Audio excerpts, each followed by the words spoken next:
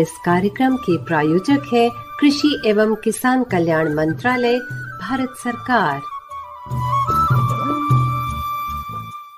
100.1 megahertz पर आप सुन रहे हैं आकाशवाणी का FM गोल्ड चैनल। दोपहरकालीन प्रसारण है ये और ये समय है आपके पसंदीदा कार्यक्रम किसान की बात का। साथियों, कार्यक्रम किसान की बात जिसमें हम बात करते हैं कृषि की, मिट्टी की, सिंचाई की, बारिश की, बीजों की और कृषि से संबंधित जितने भी विषय होते हैं उन सभी की। फिलहाल इस बातचीत के लिए आज आपके साथ हूँ मैं ज्योत्सना और मेरे साथ है मेरे साथी अशोक। नमस्कार अशोक, स्वागत है आपका कार्यक्रम में। सभी किसान भाइयों को भी हमारा प्यार भरा नमस्कार। यूं तो साथियों आप सभी जानते हैं कि हम हर अपने कार्यक्रम में नए नए विषय लेकर आपके साथ उपस्थित होते हैं। आज भी एक नया विषय है हमारे पास, लेकिन उससे पहले जो एक बहुत महत्वपूर्ण कानून हमारी सरकार ने बनाया है उस पर हम कार्यक्रम में जरूर रोशनी डालते हैं, जो कि है कृषि अवसंरचना कोष और कृषि सुधार कानून। अशोक जी, कृषि अवसंरचना कोष की अगर हम बात करें तो कुल मिलाकर हमारे किसान भाई जो कि पैसे के अभाव के चलते जिन मुश्किलों का सामना करते थे, उन मुश्किलों से मुक्ति पाने के द्वार अब सरकार ने खोल दिए हैं कृषि अवसंरचना कोष के जरिए। जरूर इसका पूरा लाभ उनको मिलेगा और सरकार की ये पहल बहुत ही लाभान्वित है और बहुत ही फायदे वाला ये कृषि सुधार कानून और कृषि अवसंरचना कोष। और समय समय पर सरकार बहुत सारी ऐसी योजनाएं लेकर आती भी हैं जिनसे हमारे किसान भाई लाभान्वित होते हैं और आगे भी ऐसे बहुत सारे उनके लिए योजनाएं आने वाली हैं, किसान भाइयों के लिए समय समय पर चलती रहती हैं। उनका फायदा जरूर किसान भाइयों को मिलेगा। और इस विषय पर विस्तृत जानकारी अब हम सुनते हैं अपने विषय विशेषज्ञ डॉक्टर नलिनी रंजन से, जिनसे बातचीत कर रही हैं प्रीति।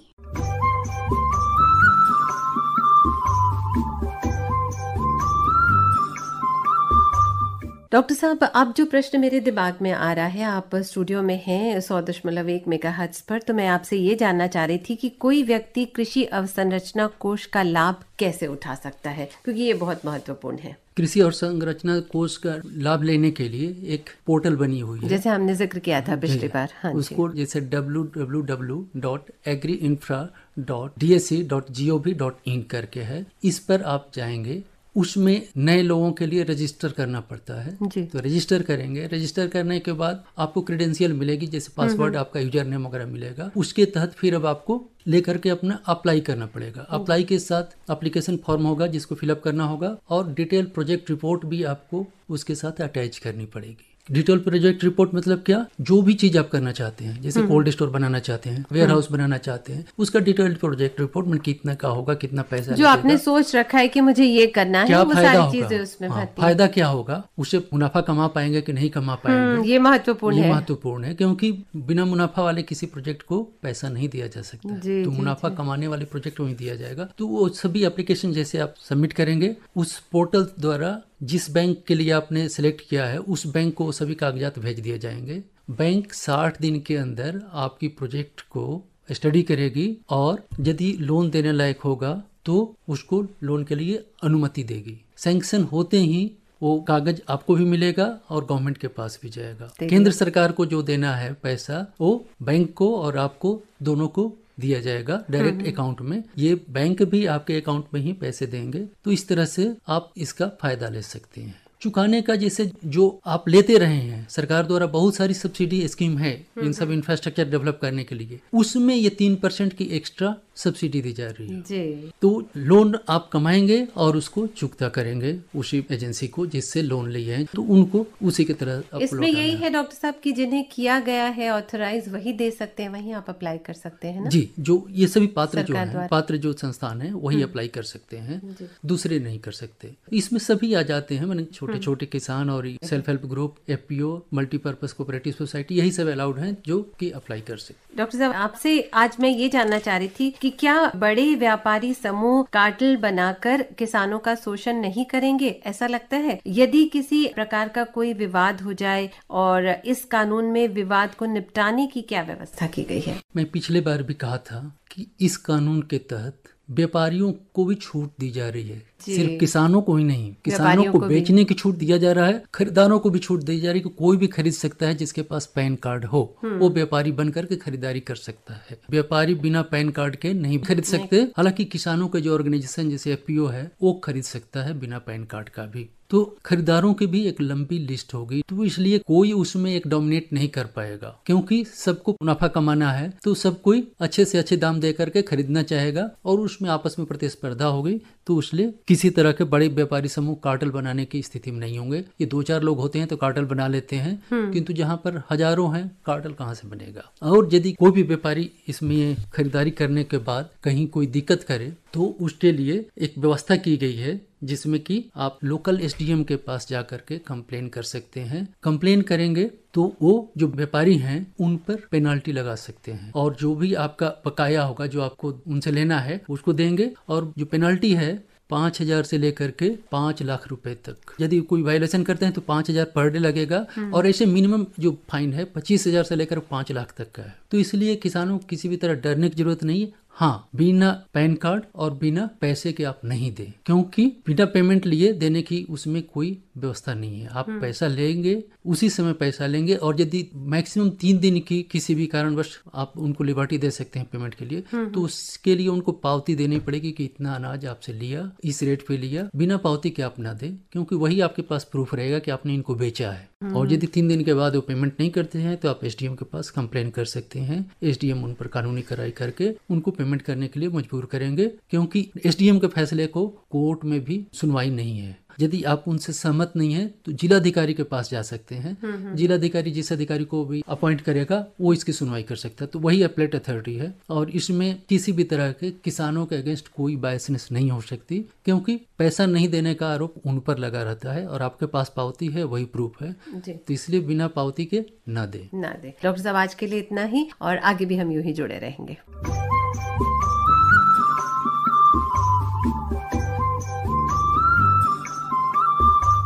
तो अभी हमारे किसान भाई ये साक्षात्कार सुन रहे थे, डॉक्टर नलिनी रंजन से ली गई ये भेंट वार्ता थी और आपके लिए इनसे बातचीत की प्रीति ने।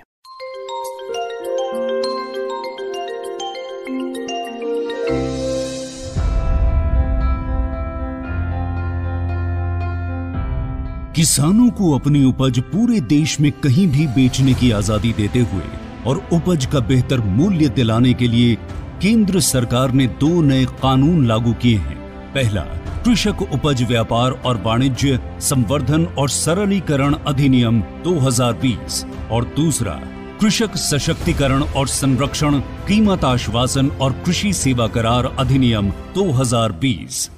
एक देश एक मंडी के जिस मिशन को लेकर के बीते 7 साल से काम चल रहा था वो अब पूरा हो रहा है। पहले अधिनियम यानी कृषक उपज व्यापार और वाणिज्य संवर्धन और सरलीकरण अधिनियम 2020 के तहत अनाज, दलहन, तिलहन, फल, सब्जी, नट, मसाले आदि के उपज का व्यापार करना आसान हो गया है।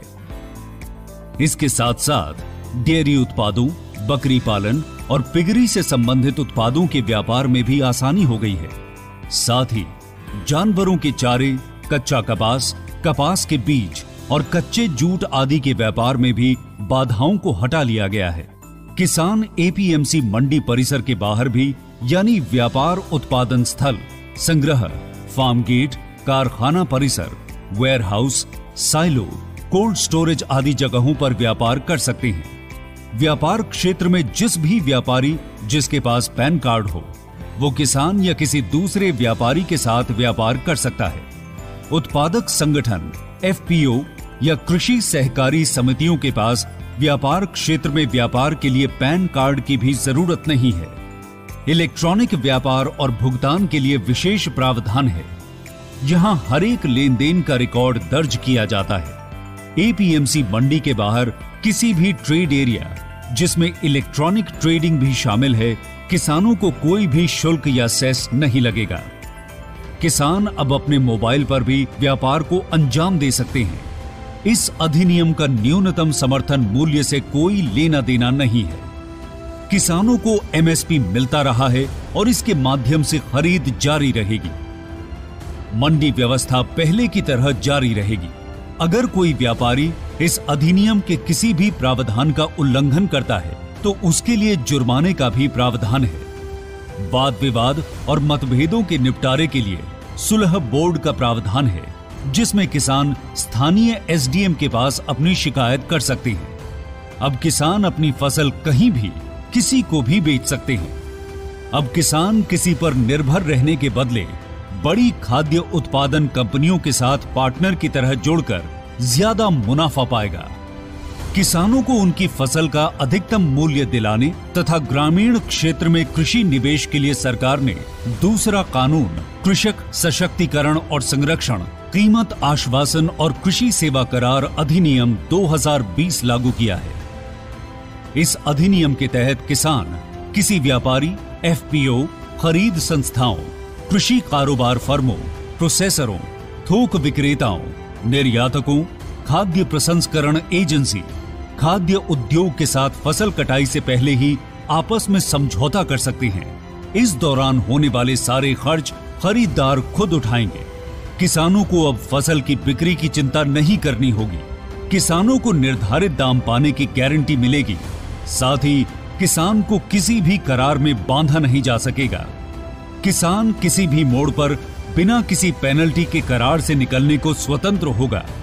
इस अधिनियम में यह स्पष्ट किया गया है कि किसानों की जमीन की बिक्री, लीज और गिरवी नहीं रखी जा सकती। करार फसलों का होगा, न कि जमीन का। कई राज्यों में इस तरह के करार किसान पहले से व्यापारियों और कॉरपोरेट के साथ करके आलू, केला, आम, कपास, चाय, कॉफी आदि का भरपूर उत्पादन कर रहे हैं। इसलिए अब छोटे किसानों को भी बड़ा फायदा होगा। उन्हें बेहतर मुनाफे के साथ साथ आधुनिक टेक्नोलॉजी और उपकरण का भी लाभ मिल सकेगा। ग्रामीण क्षेत्र में कृषि निवेश बढ़ने से किसानों की आय में वृद्धि होगी और ग्रामीण रोजगारों का भी सृजन होगा। इन दोनों अधिनियमों से अन्नदाताओं को आजादी और खुशहाली दोनों मिल रही हैं। सशक्त अन्नदाता, आत्मनिर्भर भारत। अशोक जी, जैसे कि हमारे कार्यक्रम की प्रथा है, व्यवहारिक स्तर पर हमारे किसान भाइयों को किस तरह का फायदा मिल रहा है, वो क्या सोच रहे हैं इस कानून के चलते, कृषि सुधार कानून के चलते, उसकी जानकारी हम लेते हैं अपने किसान मित्र लोकेश कुमार से, जो कि कृषि कानून के बारे में अपना रुझान हमारे साथ बांट रहे हैं।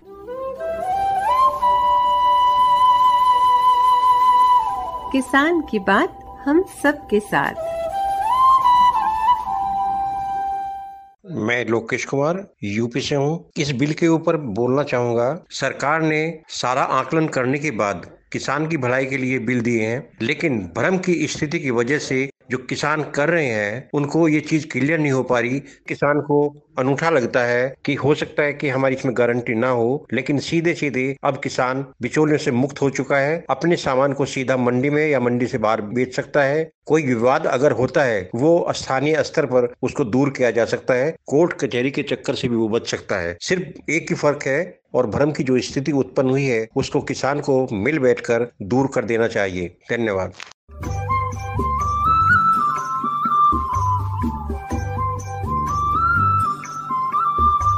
100.1 मेगाहर्ट्ज पर इस समय आप सुन रहे हैं आकाशवाणी का FM गोल्ड। अब हम बात करते हैं अशोक जी अपने आज के विषय की, और आज का हमारा विषय है डेयरी व्यवसाय के आधुनिक आयाम। जब हम डेयरी व्यवसाय की बात करते हैं तो डेयरी व्यवसाय का तो सीधा सीधा संबंध होता है कृषि के साथ, और आज से नहीं सालों से डेयरी व्यवसाय, गाय भैंसों बकरियों को पालना किसानों का मुख्य आयाम रहा है। कृषि के साथ साथ मतलब जो लोग खेती में रुचि रखते हैं, जिनके पास अपनी खेत है, जमीनें हैं, वो जानवरों को अपने साथ जरूर रखना पसंद करते हैं। जी, सदियों पुराना है ये। जी, उसके दो कारण होते हैं। एक तो पालने में उन्हें विशेष खर्चा नहीं करना पड़ता, जो सामान खेत से निकलता है वही उनके खाने पीने के काम आ जाता है, और दूसरा दूध, दही, घी की सुविधाएं घर में भरपूर तरह से उपलब्ध हो जाती हैं। लेकिन दुग्ध उत्पादन में बढ़ोतरी होने के लिए किसान भाई कुछ अलग से भी अपने मवेशियों को खिलाए पिलाए करते हैं ताकि उनमें और बढ़ोतरी। जी, यही है आज का हमारा विषय। हम जब आधुनिक आयामों की बात कर रहे हैं, हैं कि टेक्नोलॉजी आ गई जी बदलते हुए जमाने में किस किस तरह से अपने पशुओं की आपको देखभाल करनी है और इस पशुपालन को व्यवसाय में किस तरह से परिवर्तित करना है ताकि आप इससे धनार्जन भी कर सकें। तो और अधिक जानकारी ले लेते हैं वरिष्ठ वैज्ञानिक डॉक्टर प्रमोद मडके साहब से, और इनसे बातचीत कर रही हैं प्रीति।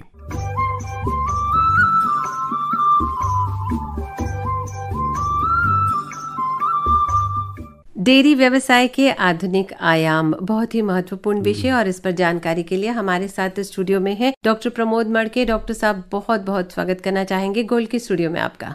धन्यवाद मैडम। डॉक्टर साहब वरिष्ठ वैज्ञानिक है कृषि विज्ञान केंद्र हापुड़ में और फिलहाल गोल्ड के स्टूडियो में। और जैसे हमने कहा कि डेयरी व्यवसाय के आधुनिक आयाम, तो बहुत ही तेजी से ये जो व्यवसाय है वो आगे बढ़ रहा है। जी। और अगर हम आत्मनिर्भर भारत की बात करें तो उसके तहत भी पशुपालकों को आगे आने के लिए आमंत्रित भी किया गया और उन्हें बहुत सारी सुविधाएं भी दी जा रही हैं और बहुत सारी बातें हैं जो केंद्र सरकार उनके हित में कर रही है। मैं चाहूंगी कि इसी से शुरुआत करते हैं। जी, डेयरी व्यवसाय के जो आधुनिक आयाम का जो विषय रखा है ये बहुत गहन विषय है। इसमें डेयरी व्यवसाय जो करता है उसका मुख्य उद्देश्य जो है अधिकाधिक पशु से दूध लेना और उससे अधिकाधिक आमदनी प्राप्त करना। तो अधिकाधिक दूध लेने के लिए पशुओं का नस्ल की चयन करना बहुत जरूरी है। और यदि हम ये नस्ल अच्छी लेते हैं, जिसमें गाय या भैंस है, गाय की जब नस्ल लेते हैं तो देसी नस्ल में थारपारकर, साहिवाल, गिर, रेड सिंधी,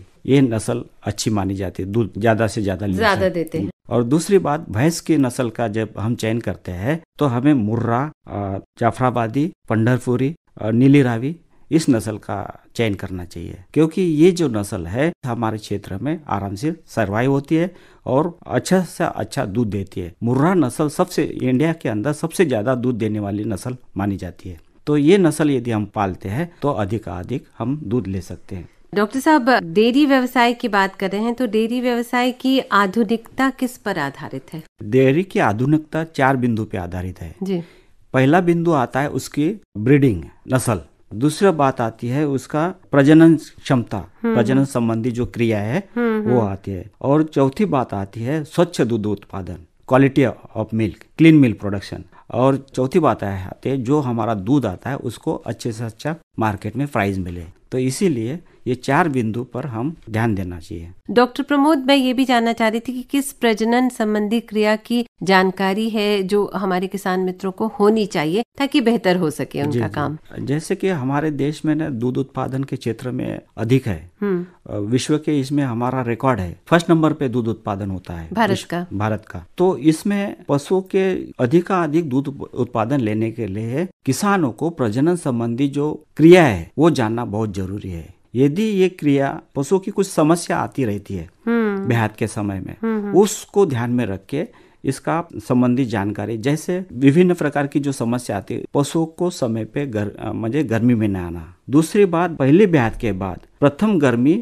समय पे नहीं आना या देरी से पशु गर्भधारण करता है, अच्छा। तो इस तरह की जो समस्या आती है। दूसरी बात, पशु में बांझपन की समस्या आती है, पशु एक बार ब्याहता है फिर 2-2 साल तक इंतजार करना पड़ता है, रिपीट ब्रीडिंग होती है, बार बार हीट पे आता है, रुकता नहीं है, इस तरह की जो समस्या है, क्योंकि जब तक पशु ब्याहेगा नहीं तो दूध मिलेगा नहीं। तो हर पशु का, जैसे गाय है तो 12 से 14 महीने के अंदर ब्याहनी चाहिए, भैंस है 14 महीने के अंदर ब्याहनी चाहिए। तो ये जो प्रकृति के अनुसार उसको समय पे हीट पे आना, गर्भधारण होना, ये जो प्रजनन संबंधी समस्या है इसका निराकरण होना जरूरी है। यदि इस तरह का निराकरण नहीं होता है तो तुरंत आप पशु चिकित्सक जो एक्सपर्ट होते हैं उससे कांटेक्ट करके उसका समाधान करना चाहिए। तो इन बातों को ध्यान में रखना बहुत जरूरी है जो डॉक्टर साहब ने बताई है। स्वच्छ दूध की बात करते हैं तो स्वच्छ दूध का उत्पादन किसे कहते हैं? जी, स्वच्छ दूध का मतलब जैसे हम जहाँ से दूध निकालते, जिस जगह पे हम दूध निकालते वहाँ की जगह स्वच्छ होना चाहिए। दूसरी बात, पशु उसका स्वास्थ्य अच्छा होना चाहिए। जो दूध निकाल रहा है, दूधिया गौड़ी, उसको दूध निकालते समय उसके बाहरी जो गंध है, जैसे कि धूल है, उसके पशु के बाल है या उसके खाने के टुकड़े हैं, जैसे आहार के टुकड़े हैं, ये दूध में नहीं जाना चाहिए, कम मात्रा में उसमें रहे। और जो कुछ बैक्टीरिया है, हवा में बैक्टीरिया होते हैं, उसकी भी मात्रा कम होनी चाहिए। जो दूध स्वाद के लिए अच्छा है वही स्वच्छ दूध माना जाता है। जिसका स्वाद अच्छा होता है वही स्वच्छ दूध माना जाता है। स्वच्छ दूध का महत्व क्या है? इसका महत्व यह है कि व्यापार जो संगठन है, विश्व बाजार संगठन में, इसमें क्या किया कि उसका क्वालिटी ऑफ मिल्क यदि अच्छा होगा तो हम दूध के जो भी व्यंजन बनाते हैं, जैसे पनीर है, घी है, खीर है, बटर है, लस्सी है, इसकी लाइफ ऑफ क्वालिटी लंबे समय तक चलती रहती है। जो हमारा जो दूध उत्पादन होता है ज्यादातर गांव, कस्बा, शहर और फार्म में दूध उत्पादन होता है। तो ग्रामीण भाग में गरीबी और अज्ञान के कारण जो क्वालिटी ऑफ मिल्क है, क्लीन स्वच्छ उत्पादन मिल नहीं पाता, संतोषजनक नहीं मिल पाता। इसीलिए आपको क्या करना है कि उस क्षेत्र में थोड़ा सा अवेयरनेस प्रोग्राम चलाना चाहिए और स्वच्छ दूध उत्पादन किस तरह से लिया जाता है, जिसमें कुछ बैक्टीरिया या कुछ उसमें गंध है वो कम से कम मात्रा में उसमें रहे। जी, अब बारी आती है कि मार्केटिंग होना बहुत जरूरी है। अगर प्रॉपर मार्केटिंग नहीं होगी, बाजार नहीं उपलब्ध होगा उन्हें, तो उनके लिए ये व्यवसाय जो है वो कहीं ना कहीं फीका पड़ जाएगा। तो मार्केटिंग के लिए क्या स्ट्रैटेजी होनी चाहिए? तो मार्केटिंग के लिए सबसे पहले पशुपालक ने जो भी हम जिनको भी दूध देते, ग्राहक को दूध देते हैं, उनका विश्वास हासिल करना बहुत जरूरी है, क्योंकि क्वालिटी कंट्रोल होना जरूरी है तब जी विश्वास। हाँ, तो आप शहरों में हम देखते हैं कि कोई ग्राहक खुद अपने सामने दूध निकालता है, वो इसीलिए वो कहता है पैसा जो चाहिए ले लो, लेकिन हमारे सामने दूध दो। दूध हमारे मर्जी का, भाव तुम्हारे मर्जी का, तो दूध हमारे मर्जी का, यानी साफ सुथरा और अधिक वसा वाला दूध हमें चाहिए। तो इसी तरह से आप अपने जिस क्षेत्र में आपकी डेयरी है उसी क्षेत्र में आप उसका मार्केटिंग कर सकते हैं। तो इसी तरह से आप किसानों को मतलब स्वच्छ दूध उत्पादन और क्वालिटी दूध यदि आप देते हैं तो ग्राहक कहीं पे भी पहुंचता है। जी। और ये बहुत जरूरी है कि आप इन बातों का ध्यान रखें। डॉक्टर साहब, आप स्टूडियो में हैं तो मैं सोच रही थी जैसे अब धीरे धीरे ठंड बढ़ रही है तो पशुओं की देखभाल करनी इस समय बहुत जरूरी है, नहीं तो दिक्कत आ जाती है। तो उनका रख रखाव किस तरह से किया जाए ताकि बेहतर दूध मिल सके, तो इस पे भी थोड़ी सी जानकारी दे दीजिए। जी, इसमें ऐसा होता है कि जैसे मौसम चेंज होता है उसी हिसाब से पशुपालक ने उसके रख रखाव में बदलाव होना बहुत जरूरी है।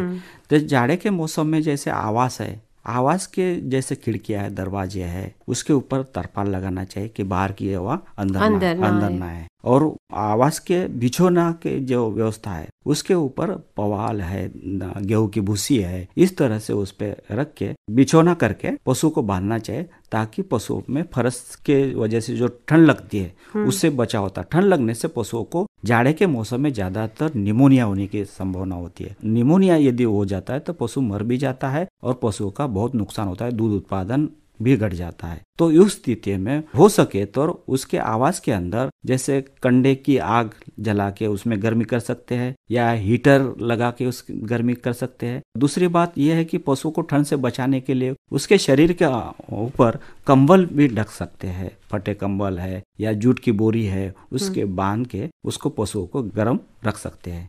इस तरह से रखना चाहिए। डॉक्टर साहब, टीकाकरण अभियान भी चल रहा है आत्मनिर्भर भारत के तहत। जब हम बात करते हैं तो उसमें खुरपका, मुखपका, इन सब बीमारियों के लिए टीकाकरण अभियान है, तो इस पर भी मैं चाह रही थी कि आप हैं तो थोड़ी सी जानकारी चलते चलते दे दीजिए। जी। इसमें ज्यादातर जो टीके हैं जाड़ा मौसम शुरू होने से पहले यानी अक्टूबर नवंबर के बीच में खुरपका, मुंह पका या गला घोटू के जो बीमारी है इसके टीके जहाँ पे भी पशु चिकित्सक अस्पताल है उसके यहाँ मुफ्त में लग जाते हैं। तो किसान भाई ने ये ध्यान में रखना है कि हमारे क्षेत्र में या हमारे ब्लॉक में जहाँ भी ये अस्पताल है वहाँ जाके अपने पशु को टीके लगना चाहिए। कभी कभी अभियान के तौर डॉक्टर लोग गांव में जाके टीके लगाते हैं, पर यदि उसका इंतजार न करके खुद अपनी जिम्मेदारी समझ के अस्पताल में जाके टीके लगवाना चाहिए। डॉक्टर मर्के, जैसे आपने कहा कि नवंबर के महीने में हो जाना चाहिए वैक्सीनेशन, लेकिन अभी तो दिसंबर का महीना है, मिड दिसंबर लगभग आ गया, तो क्या इस समय भी लगाया जा सकता है? हाँ, लगाया जा सकता है, कोई दिक्कत नहीं आएगी ना? और कोई प्रिकॉशन जो रखना चाहिए इस दौरान पशुओं की देखरेख में? टीके लगने के समय कोई 10-15 दिन के अंतर पे ये टीके लग सकते हैं। जी। तो हमारे किसान मित्र इस पर ध्यान दे सकते हैं। डॉक्टर मर्के, बहुत बहुत धन्यवाद करना चाहेंगे आपका इतनी महत्वपूर्ण जानकारी के लिए। धन्यवाद मैडम। प्रीति को दे इजाजत, नमस्कार।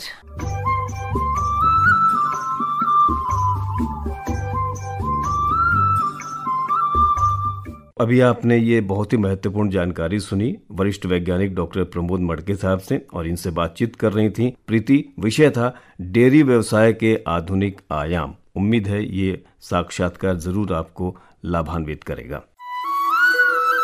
कहो तुम्हारी, सुनो हमारी, अब आई पत्रों की बारी।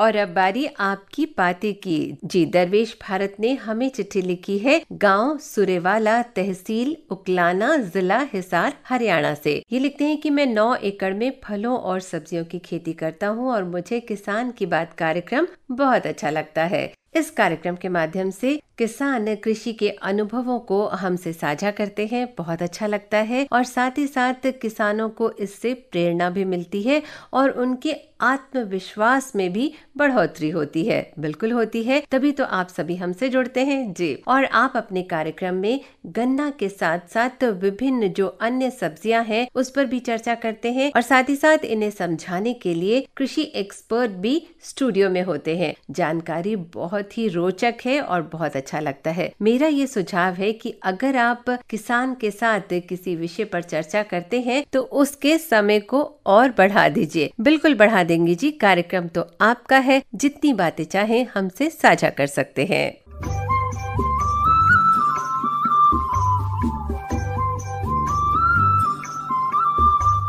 और अब अशोक जी, हमारे कार्यक्रम का एक बहुत ही महत्वपूर्ण हिस्सा, हम अगर बात करें मौसम की, तो भाई मौसम एक ऐसा आयाम होता है जिसके बिना कृषि का कोई भी कार्य असंभव है। इसी को मद्देनजर रखते हुए आज हमारे पास मौसम की जानकारी के साथ साथ कृषि परामर्श भी है।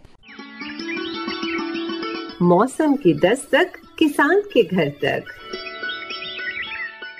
ग्रामीण कृषि मौसम सेवा कृषि भौतिकी संभाग से प्राप्त सूचना के अनुसार दिल्ली और इसके आसपास के गांवों में सप्ताह के दौरान आसमान में हल्के बादल छाए रहेंगे। दिन का अधिकतम तापमान 25 डिग्री सेल्सियस और न्यूनतम 9 डिग्री सेल्सियस रहने की संभावना है। बादलों की स्थिति 2 ऑक्टा रहेगी। सापेक्षिक आर्द्रता अधिकतम 100% और न्यूनतम 55% रहने की संभावना बनी हुई है। हवा की गति की अगर बात करें तो हवा की गति 8 किलोमीटर प्रति घंटा रह सकती है और हवा की दिशा उत्तर उत्तर पश्चिम रहेगी। और साथ ही साथ हमारे किसान भाइयों को सलाह दी जाती है कि इस मौसम में सब्जियों की निराई गुड़ाई करके खरपतवारों को नष्ट करना ना भूलें। सब्जियों की फसल में सिंचाई करें और उसके बाद उर्वरकों का बुरकाव अच्छे से अपने खेत में करें। और अब बाजार भाव की बात कर लेते हैं।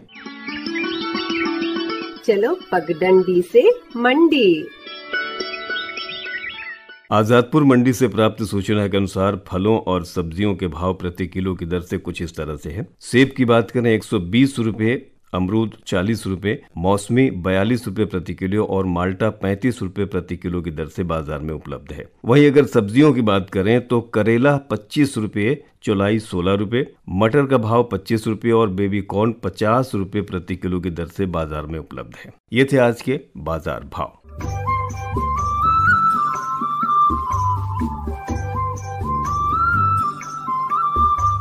100.1 मेगाहर्ट्ज पर आप सुन रहे हैं कार्यक्रम किसान की बात। और साथियों, हम हमेशा आपसे दरख्वास्त करते हैं, यदि कार्यक्रम के बारे में आपके मन में कोई दुविधा, कोई प्रश्न है या अपनी कोई प्रतिक्रिया आप हमसे साझा करना चाहते हैं तो आपके ईमेल्स का स्वागत है। हमारा ईमेल आईडी है kkbongold@gmail.com। हमें बेसब्री से इंतजार रहेगा आपके ईमेल्स का। और कार्यक्रम खत्म करने से पहले हम आपको बता दें कि कल जो हमारा कार्यक्रम किसान की बात होगा उसमें विषय रहेगा सरसों में समसामयिक कार्य। आमंत्रित विशेषज्ञ होंगी डॉक्टर कपिला शेखावत। और साथियों भूलिएगा नहीं, ये हमारा लाइव कार्यक्रम होगा। हमारी फोन लाइंस खुली रहेंगी 3:10 से लेकर 3:40 तक और हमें बेसब्री से इंतजार रहेगा आपकी फोन कॉल्स का। सरसों में समसामयिक कार्य से संबंधित कोई भी प्रश्न आप हमसे सीधे कर सकते हैं। और अब वक्त हो गया है आपसे अनुमति लेने का। वादा अगली मुलाकात का। अपना ख्याल रखिएगा, मास्क लगाइएगा और सावधानी बरतिएगा, 2 गज की दूरी रखिएगा। आपका स्वास्थ्य हमारे लिए बेहद कीमती है। फिलहाल मैं अशोक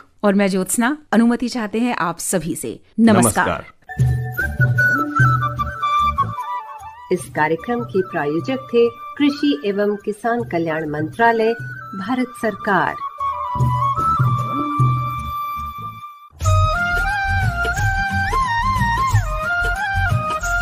ऐसी नई नई तरकीबें अब हमको है चुननी, ऐसी नई नई तरकीबें अब हमको है चुननी। लक्ष्य हमारा हर किसान की आमदनी दुगनी, लक्ष्य हमारा हर किसान की आमदनी दुगनी। ऐसी नई नई तरकीबें अब हमको है चुननी।